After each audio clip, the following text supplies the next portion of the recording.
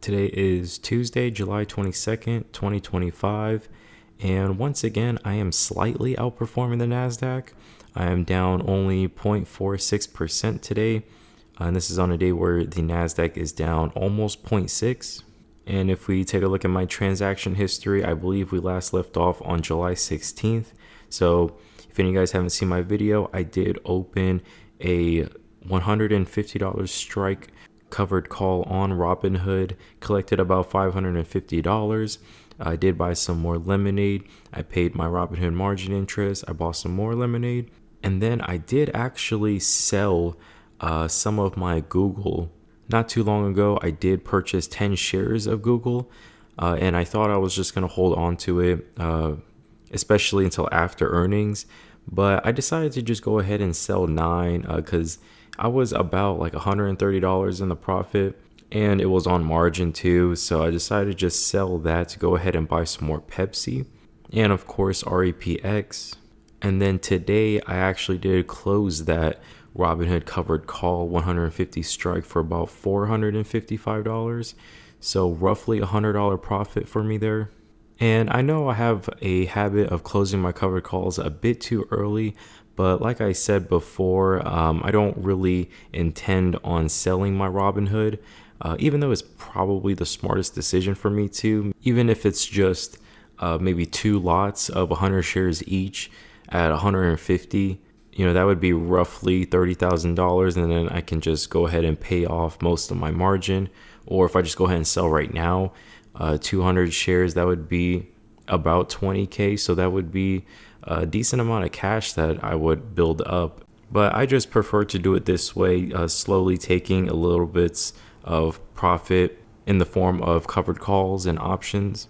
And even though it is very unlikely for Robinhood to hit $150 per share this year, I just decided to go ahead and do it. So I would only have 1 covered call on my Robinhood position. And it's actually at a lower strike at 125, and it's roughly about $1,000 of actual premium. And another reason why I only have 1 covered call on my very large Robinhood position is actually because I do think there's a very high probability that Robinhood will at least tag $120 per share this year. And the reason why I say 120 is because I feel like right now is that beginning stage of the hype cycle, which is towards the end of a bull market. If any of you guys were around during 2021, you'll remember that NFT craze and all the altcoins. Everybody was hyped up on crypto. And also during the pandemic, everything was shut down and everybody was flipping stuff online, like Pokemon cards, literally anything, comic books, shoes, like collectible stuff. You name it, people were flipping it. Everybody was getting those stimmy checks, blowing it on like pictures of rocks on the internet. It was just crazy. And I'm starting to feel that happen again, especially with these IPOs and all of these altcoins. I think it's called Pengu or something stupid like that. I believe it's up over 400%. And it's starting to feel like that last stage, similar to like 2021, right before that bear market. I'm starting to get those similar vibes again. So I do think that Robinhood still could hit $120 per share, especially on an earnings pop, right? So it's roughly about $100 per share right now. So let's say it pops 20% on earnings, that means it's $120. And then about a 50% crash from there would be $60 per share, which is still much higher than the prices that I was buying Robinhood at. My average cost in Robinhood after option premiums is roughly $9.50 per share. And before all of my option gains, I think it's like maybe $10 per share or so. So even at $60 per share, I am not doing too bad, but still, it is a 50% crash. So slowly but surely, I'm going to get my hedges in.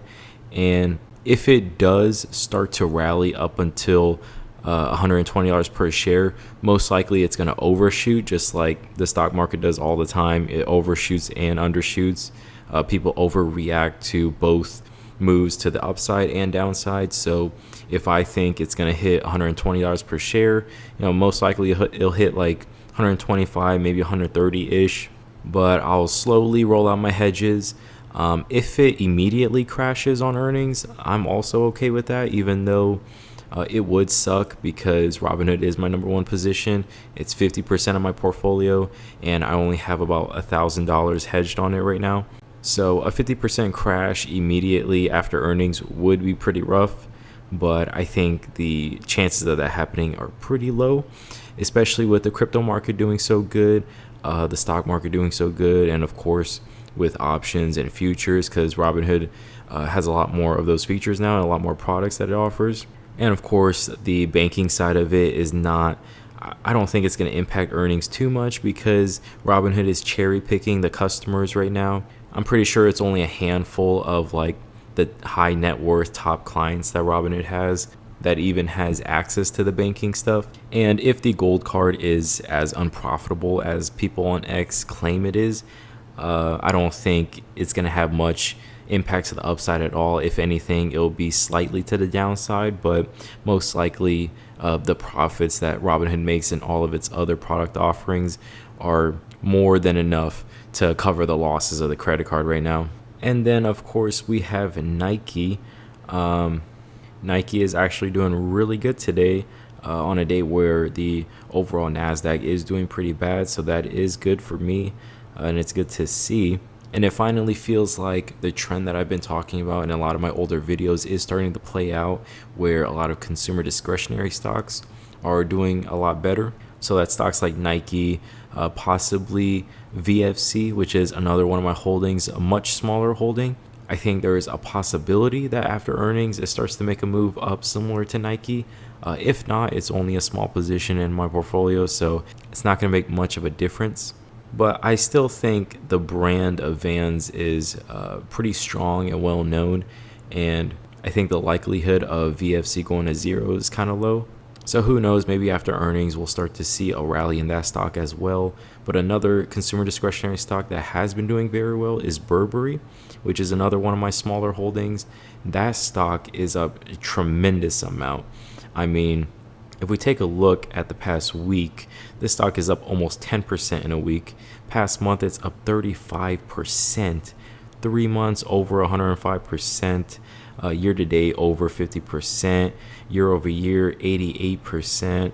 But of course, 5 years, it's down 1.5%, which is horrible over a 5-year span. But hey, I mean, if you were buying this stock, in the $9 range, you are doing pretty good. My gains are not as big because I was back holding this for a while.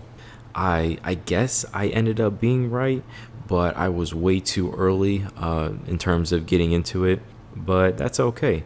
Another stock that has been doing well recently is Pepsi. I believe it was up 7% on earnings, and just recently they announced that they're going to have prebiotic Pepsi sodas, so I guess it's like a healthier option, but it's still Pepsi. So I'm assuming it's Pepsi, like the one we already know, but just with slightly healthier ingredients. And any of you guys that have been watching my videos for a while now, I have been talking about this trend. You can call it the Maha trend if you want, but basically a lot of these food companies and a lot of these like cosmetic companies, whatever, any company that sells products that has an ingredients list on it, they are starting to be a lot more mindful of it. Both consumers and investors apparently are really paying attention to that. Another example of this is, of course, Honest, which is another stock I think will do very well over the next 12 months. Unless, of course, the overall stock market just takes a dive. But I do think Honest still possibly could hit $10 per share. And another stock that I'm actually very excited for that reports earnings on the same day as Robinhood, I believe. It's LMND. Obviously, anything can happen on earnings day, but my personal price target for myself is still $80 per share. So I have been slowly buying into that one.